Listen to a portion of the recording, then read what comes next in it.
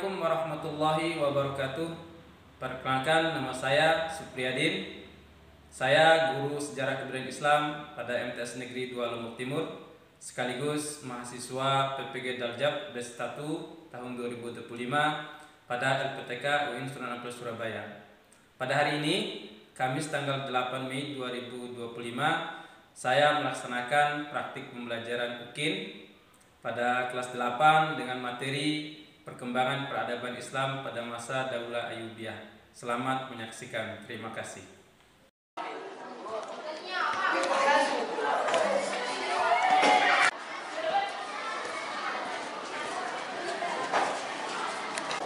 Saya Tirum Hayu.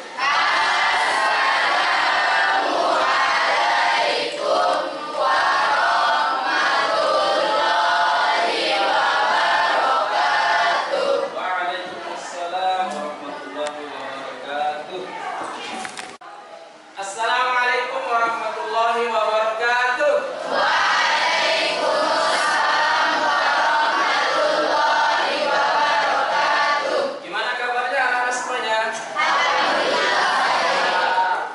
Sehat ya? Ya. Alhamdulillah, Pak. Ini juga sehat. Alhamdulillah.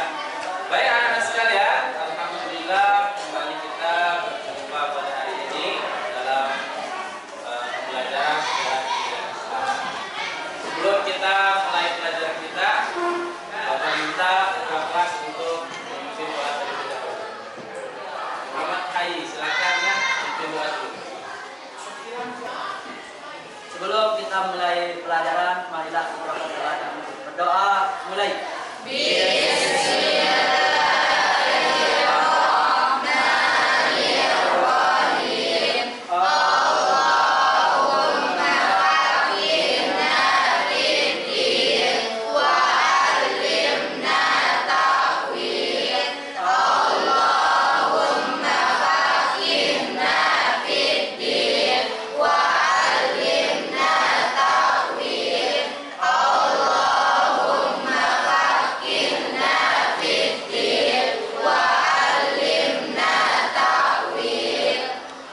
Alhamdulillah kita telah berdoa bersama.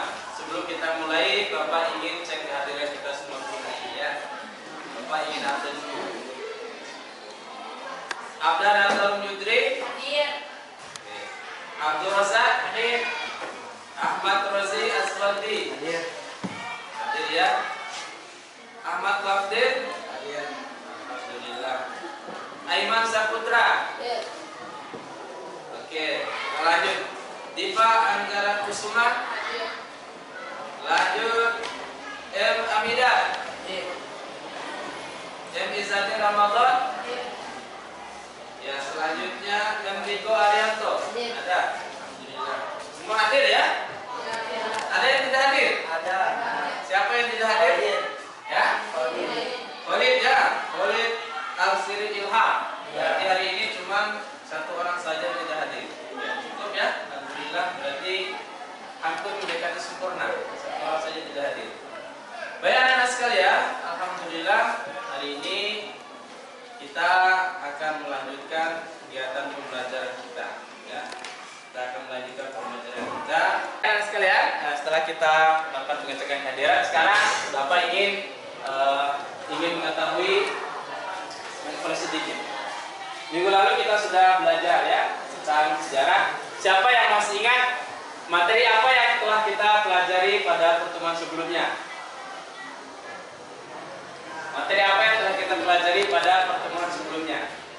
Ya, Diva. Materi tentang Ayyubiyah yang terdiri dari 9 orang. Baik, tentang para penguasa Daulah Ayyubiyah yang berjumlah 9 orang. Ada lagi yang masih ingat apa materi kita sebelumnya? Isinya? Hai. Dinasti Ayyubiyah berkuasa selama 75 tahun. Nah, dinasti Ayyubiyah itu berkuasa selama 75 tahun yang terdiri dari 9 khalifah. Nah, kira-kira ada yang masih ingat gak siapa saja nama khalifah? Kalau tidak salah kita sudah hafal itu. Nah, coba katakan. Bapak minta 3 saja khalifahnya yang masih diingat. Baik, Pak. Oke, Abdul Razak. Kalau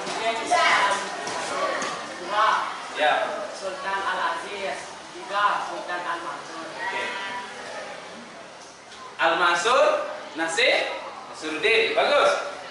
Ya. Jadi Daulah Ayyubiyah ini ada 9 orang khalifah yang berkuasa selama 90 tahun. Baik, untuk hari ini kita akan masuk topik yang baru. Topik kita hari ini atau materi kita hari ini tentang peradaban ya. Setelah kita belajar sejarah berdirinya, kemudian para khalifahnya, nah masuklah kita di materi berikutnya. Hari ini kita akan belajar tentang apa saja perkembangan peradaban pada masa Daulah Ayyubiyah. Oke, kita lihat ya sebentar. Nah ini. Baik, kita akan saksikan dulu sepintas video pembelajaran dari Pak Guru sebenarnya ini untuk tambahan wawasan kita sebagai bahan kita diskusi nanti. Jadi anak-anak bisa mencatat ringkasan dari materi yang ada ini. Ketika Salahuddin Al-Ayyubi menjadi khalifah atau khalifah pertama Daulah Ayyubiyah, nah Salahuddin Al-Ayyubi ini memfokuskan perhatian untuk memajukan pendidikan dari ilmu pengetahuan ya karena sekalian begitu besar perhatian khalifah. Karena sadar beliau bahwa ilmu dan pendidikan inilah yang akan menjadi penopang terbentuknya peradaban besar. Kalau orang pintar, insya Allah negara akan hebat. Apalagi orang pintarnya jujur. Kalau kita boros masalah negara, bagaimana jadinya sebuah negara? Harus ada ahlinya. Oleh karena itu Salahuddin Al-Ayyubi ini karena memberikan perhatian yang besar pada pendidikan, dia membuat beberapa kebijakan, ya. Kebijakan yang dapat mendukung, yang memajukan bidang pendidikan dan pengetahuan. Nah, ada beberapa kebijakan ya. Sekiranya di sini ada 4. Yang pertama adalah Salahuddin Al-Ayyubi membentuk namanya Departemen Khusus Pendidikan dan Penerjemahan. Kalau dulu pada masa pemerintahan Fatimiyah, Khalifah Al-Hakim itu pernah membentuk namanya Lembaga Darul Hukam, yaitu pada masa kekuasaannya. Nah, ketika Salahuddin Al-Ayyubi menjadi Khalifah Daulah Ayyubiyah, ia mengubah lembaga tersebut menjadi Departemen Pendidikan dan Penerjemahan. Nah, departemen tersebut mampu dan berhasil menerjemahkan bahasa asing ke bahasa Arab. Nah, dibentuk lembaga khusus. Misalnya kalau kita di Indonesia menulis dan seterusnya. Baik, yang kedua, anak-anak sekalian, adalah di bidang politik dan militer. Nah, dalam bidang politik militer ini, pemerintah Daulah Ayyubiyah itu selain memiliki alat perang seperti kuda, pedang, panah dan sebagainya, dia juga memiliki burung elang. Burung ini dijadikan sebagai mata-mata dalam untuk mendapat informasi dari musuh. Burungnya dilatih luar biasa sehingga dapat informasi dari pemerintah Ayyubiyah luar biasa. Nah, sekalian. Setelah itu dibangunlah kemudian benteng ya, benteng pertahanan. Nah, dibuat benteng, siapa yang bangun itu? Nah, itu tadi nanti yang punya arsitek. Dibuat benteng kokoh yang tinggi yang mengelilingi kota sehingga apa? Fungsinya adalah supaya musuh tidak bisa menyerang. Nah, kalau kita nonton film-film itu ya, nah, diserang zaman dulu pakai meriam. Kalau ada meriam itu bisa tembus, tapi sulit. Yang pernah terjadi pada masa-masa Islam dulu pernah ini, Muhammad Al-Fatih dan seterusnya. Ya, Salahuddin Al-Ayyubi juga termasuk perannya luar biasa sekali. Baik. Ini kan gambar ini. Nah, gambar ini kira-kira kalian bisa identifikasi, analisis kira-kira apa yang bisa kalian tangkap dari gambar ini. Nah, coba ada. Kemajuan dalam bidang militer. Nah, jadi gambar itu seakan-akan menggambarkan bahwa ada kemajuan dalam bidang militer. Ini kan seperti orang sedang perang. Baik, kita lihat gambar yang berikutnya. Nah, ini kira-kira apa yang kalian bisa tangkap dari gambar itu? Angkat tangan. Nah, Diva. Kemajuan dalam bidang arsitektur. Oke, ini gambar menunjukkan ada sebuah bangunan besar atau kota yang bagus, ada masjid dan seterusnya. Ini menunjukkan bahwa ada perkembangan dalam bidang arsitektur dari bangunannya. Nah, baik anak sekalian, jadi hari ini kita akan masuk materi baru kita, yaitu tentang kemajuan peradaban Islam pada masa dinasti Ayyubiyah. Ini yang kita akan pelajari hari ini. Baik, kita lihat apa tujuan pembelajaran kita. Yang pertama adalah hari ini kita ingin menjelaskan apa perkembangan peradaban Islam pada masa dinasti atau daulah Ayyubiyah. Yang kedua, kita ingin mengidentifikasi apa saja perkembangan peradaban yang terjadi saat itu. Jadi pada masa daulah Ayyubiyah berkuasa 75 tahun itu apa saja peradaban yang berkembang. Dan yang ketiga nanti kita menganalisis perkembangan peradaban Islam masa daulah Ayyubiyah. Nah, kita tahu ini yang berkembang saat itu. Nanti kita analisis apa saja di bidang-bidang tertentu. Baik anak-anak sekalian. Jadi nanti hari ini kegiatan pembelajaran kita, sebelum kita lanjut nanti Bapak ingin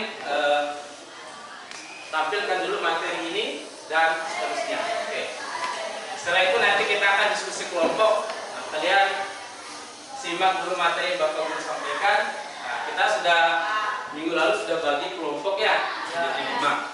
Nah, nanti dari materi yang kalian simak, kalian lihat ini, kalian nanti berdiskusi di dalam kelompok masing-masing jumlah 5 itu, lalu akan presentasi di depan berdasarkan materi yang Bapak sampaikan dan juga sumber lain atau referensi lain yang ada di buku paket dari rekan sekalian. Baik anak sekalian, kita lihat di sini. Jadi dinasti Ayyubiyah ini sama dengan dinasti-dinasti yang lain. Selama berkuasa, mereka telah memberikan sumbangsi yang luar biasa terhadap kemajuan peradaban Islam yang gemilang. Dan tentu mereka punya bukti-bukti sejarah yang menjadi bukti kemajuannya. Baik, yang pertama adalah kita lihat dulu ini kita konsepnya. Nah, ada peradaban Islam masa daulah Ayyubiyah itu. Nah, nanti bidang pendidikan pengetahuan itu nanti kita akan diskusikan bersama nanti di diskusi kelompok. Kemudian ada politik militer dan juga ada industri dan perdagangan, ada bidang arsitektur dan juga ada bidang pertanian. Ya. Nah, ya kurang lebih seperti ini. Nanti lebih jauh nanti kita akan diskusi gimana sih bidang pendidikan itu, kemudian bagaimana pada bidang-bidang yang lainnya kemajuan yang dihasilkan oleh pemerintah daulah Ayyubiyah. Apa sebab majunya ilmu pengetahuan, kemudian kenapa bisa berkembang sampai kemudian bisa menjadi sebuah kampus besar, gitu ya. Nah, kurang lebih seperti ini. Di sini ada kurang lebih 4 ya. Nanti kalian bisa elaborasi lebih jauh di diskusi kelompok dan sumber yang lainnya. Nanti ada lagi bidang politik dan bidang militer ya. Nah, nanti seperti yang gambarnya awal muncul tadi, itu sekedar stimulus saja untuk melihat gimana sebenarnya pada saat itu terjadi perkembangan di bidang politik dan militer. Oke.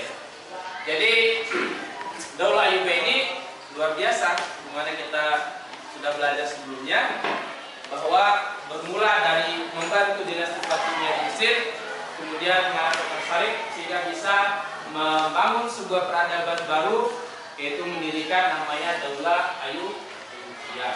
Ini sebagai gambaran saja ya.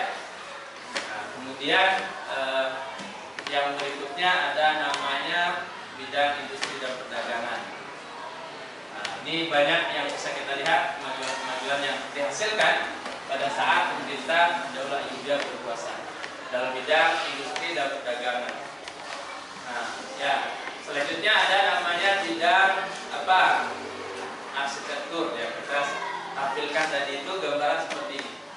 Nah, pada masa itu sudah terjadi perkembangan dalam bidang arsitektur bangunan. Ini luar biasa, di masa itu sudah bisa memiliki kemajuan dalam banyak bidang. Nah, yang terakhir ini kan hanya 5 yang bisa kita rangkum dalam semester ini. Bidang pertanian. Baik, teman-teman sekalian. Nah, selanjutnya untuk mengefisiensikan waktu kita, Bapak akan membagikan lembar kerja kalian karena kita sudah membagi kelompok. Lanjutkan, kita ingin membagi kelompok kita menjadi 5 sebagaimana yang telah kita bagikan pada pertemuan sebelumnya. Sekarang langsung ambil posisi masing-masing sesuai kelompoknya. Masih ingat kelompoknya? Oke, atau Bapak bacakan ulang. Kelompok 1 ada, kemudian Abdul Razak, Anissa,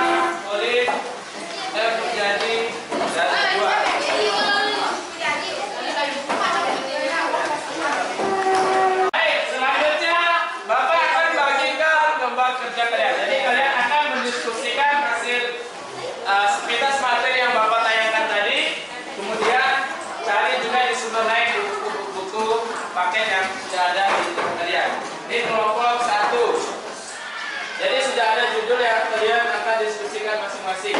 Ya. Kelompok 1 nanti membahas materi tentang apa? Kelompok 2 mana? Nah, silakan nanti dicari informasi materi yang ada di buku, kemudian nanti kita akan diskusikan di depan kelas. Kelompok 3, 4 mana? 4. Ini kelompok 5. Oke. Betul ya? Oke. Cepat ya. Oke, kelompok buka buku.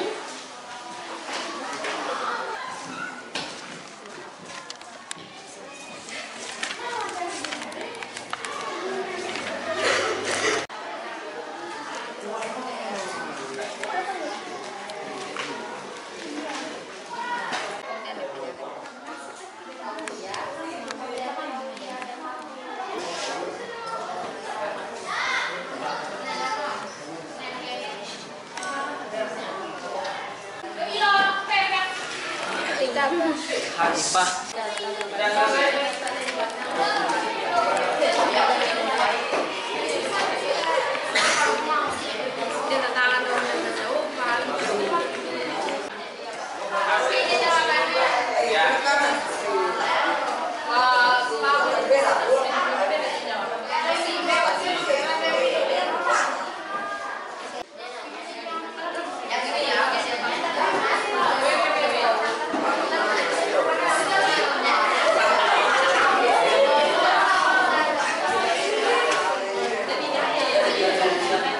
Baik anak sekalian, Bapak kira sudah cukup untuk diskusi internal di kelompoknya. Selanjutnya hasil diskusi kelompok kalian akan kita dengarkan untuk dipresentasikan di depan kelas. Jadi masing-masing kelompok akan ada satu perwakilan saja untuk tampil di depan kelas mempresentasikan, menyampaikan hasil diskusi kelompok kalian. Nanti kita awali dari kelompok yang pertama ya. Apa hasil temuan, apa hasil diskusi kalian setelah menyaksikan tayangan PowerPoint yang Bapak sampaikan sebagai stimulus awal tadi. Kemudian dari hasil pembahasan kalian, diskusi yang kalian dapatkan dari informasi-informasi di buku dan seterusnya. Hasil kerja kalian itu akan dipresentasikan di depan satu persatu. Siap ya? Siap. Baik. Tepuk 1. Tepuk 2. Siap belajar? Baik, kita saksikan kelompok yang pertama akan tampil di depan untuk menyampaikan atau mempresentasikan hasil diskusi kelompoknya. Ya. Bacakan atau sampaikan hasil diskusi kelompoknya, hasil kerja kelompok kalian masing-masing. Baik, yang lain fokus. Nanti selesai disampaikan, misalkan ada tanya jawab. Kita akan dengarkan dulu. Assalamualaikum warahmatullahi wabarakatuh. Yang terhormat Pak Guru dan teman-teman semuanya. Di sini saya sebagai perwakilan dari kelompok 1 yang bahas tentang perkembangan bidang pendidikan dan ilmu pengetahuan masa Daulah Ayyubiyah. Dari hasil diskusi kami, di sini kami menemukan kemajuan bidang pendidikan dan ilmu pengetahuan. Yang pertama, membentuk Departemen Khusus Pendidikan dan Penerjemahan. Ketika Salahuddin Al-Ayyubi menjadi Khalifah Daulah Ayyubiyah, ia mengubah lembaga Darul Hikmah menjadi Departemen Pendidikan dan Departemen Pendidikan tersebut mampu menerjemahkan bahasa asing ke bahasa Arab. Yang kedua, mengubah Al-Azhar. Pada masa Ayyubiyah, Al-Azhar yang sebelumnya hanya diubah menjadi universitas. Seperti yang kita ketahui, Al-Azhar sekarang menjadi universitas yang terkenal. Yang ketiga, membangun lembaga-lembaga pendidikan di setiap kota, yaitu As-Saudiyah sebagai pengajaran hukum menurut 4 mazhab. Yang kedua, Darul Hadis Al-Hikmah sebagai pusat pengajaran hadis dan ilmu hadis. Yang keempat, memperkenalkan sekolah madrasah. Ketika Daulah Ayyubiyah dipegang oleh Salahuddin Al-Ayyubi, ia menjadikan Syariah sebagai pusat pendidikan. Lalu Salahuddin mengenalkan sekolah madrasah ke Mesir, Yerusalem, dan Hijaz. Ia juga membangun rumah sakit di Kairo. Ada pertanyaan? Baik, kita forum ya. Itu tadi yang disampaikan oleh teman kalian. Silakan jika ada kelompok lain yang ingin memberikan tanggapan atau respon atau untuk pertanyaan, silakan. Pada masa pemerintahan siapa pendidikan mengalami kemajuan? Ketika pemerintahan Salahuddin Al-Ayyubi, ketika ia menjadi khalifah, ia memfokuskan perhatiannya untuk ilmu pengetahuan dan ilmu pendidikan, yaitu yang pertama seperti yang saya presentasikan tadi, membentuk departemen khusus pendidikan dan penerjemah, yang kedua mengubah Al-Azhar, yang ketiga membangun lembaga-lembaga pendidikan di setiap kota, dan yang terakhir memperkenalkan sekolah madrasah. Ada lagi yang ditanyakan? Jika tidak ada, terima kasih atas perhatiannya. Saya akhiri sampai sini. Assalamualaikum warahmatullahi wabarakatuh. Waalaikumsalam warahmatullahi wabarakatuh. Baik anak sekalian, itu tadi penampilan dari kelompok 1. Sekarang kita dengarkan presentasi dari kelompok 2. Pada kelompok 2 perwakilannya dipersilakan. Nah, mohon fokus dengarkan hasil presentasinya. Baik, silakan. Assalamualaikum warahmatullahi wabarakatuh. Waalaikumsalam warahmatullahi wabarakatuh. Saya hormati Pak Guru dan teman-teman yang saya hormati. Saya dari perwakilan kelompok 2 ingin mempresentasikan diskusi kami, yaitu tentang bidang politik dan militer masa Daulah Ayyubiyah. Salah satu strategi Salahuddin mempersatukan tentara dan perairan dari berbagai suku dan bangsa. Kemajuan dalam bidang militer dibuktikan dengan adanya strategi perang dan perlawanan yang canggih seperti perang benda, senjata api, serta teknik latihan Salahuddin membuat kebijakan politik dalam membangun pemerintahan sebagai berikut, yaitu 1. Memecat pegawai yang bersekongkol dengan penjahat dan koruptor. 2. Mengganti pegawai pemerintahan yang melakukan korupsi. 3. Mengganti kodi hakim Syiah dengan kodi dari kalangan ulama Sunni. Karena keberhasilan Khalifah Al-Mustadi dari Bani Abbasiyah memberinya gelar Al-Mu'izz Aminil Mukminin. Mungkin hanya itu dari saya. Kalau ada yang mau bertanya, silahkan. Baik, silakan. Kalau ada kelompok lain yang merespon, ingin bertanya, ada? Baik, kelompok 3. Isadi. Bagaimana kebijakan pemerintah Ayyubiyah untuk mengatasi masalah politik dalam negeri? Adapun berbagai kebijakan politik dalam membangun pemerintahan sebagai berikut, yaitu 1. Memecat pegawai yang bersekongkol dengan penjahat dan koruptor. 2. Mengganti pegawai pemerintahan yang melakukan korupsi. 3. Mengganti kodi hakim Syiah dengan kodi dari kalangan ulama Sunni. Gimana? Cukup? Baik. Sekian dari saya. Assalamualaikum warahmatullahi wabarakatuh. Waalaikumsalam warahmatullahi wabarakatuh. Kita kasih aplaus dulu untuk kelompok 2. Silakan kelompok 5.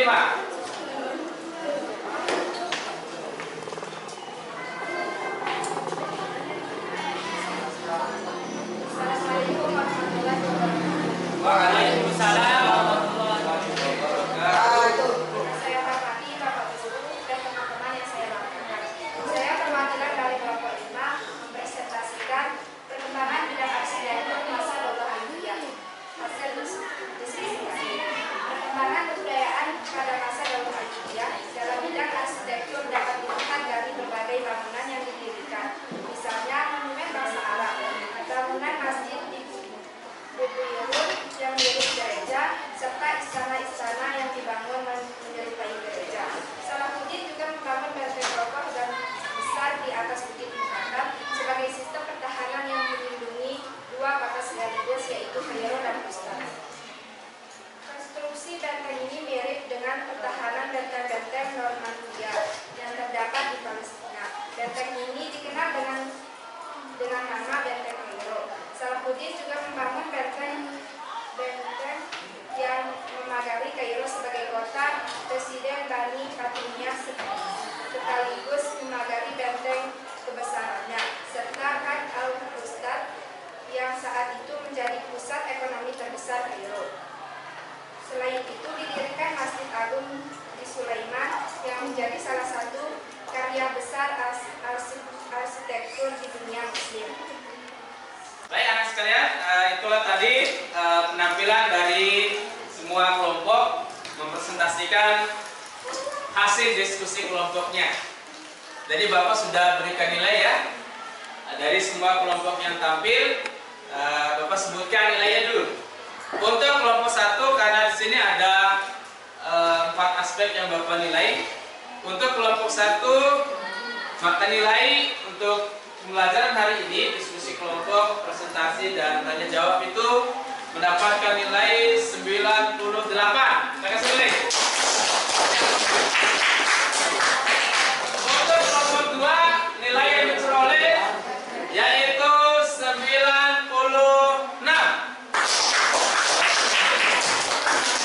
Dan Bapak sudah siapkan penilaian di sini. Lalu kelompok 3, perolehan nilainya 96 juga.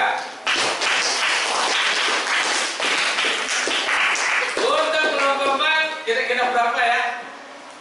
Kelompok 4 mendapatkan perolehan nilai sama, 96.